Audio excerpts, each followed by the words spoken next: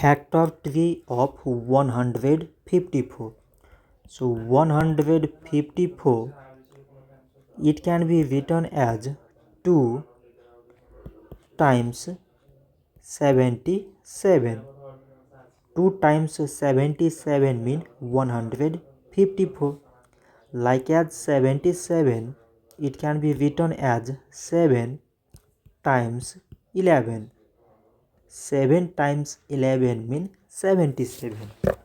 So now we select the prime numbers among these numbers. So prime numbers here is 2, 7 and 11.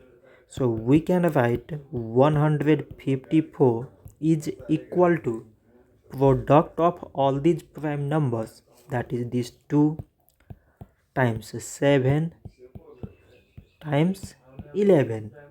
So this much for today and thanks for watching.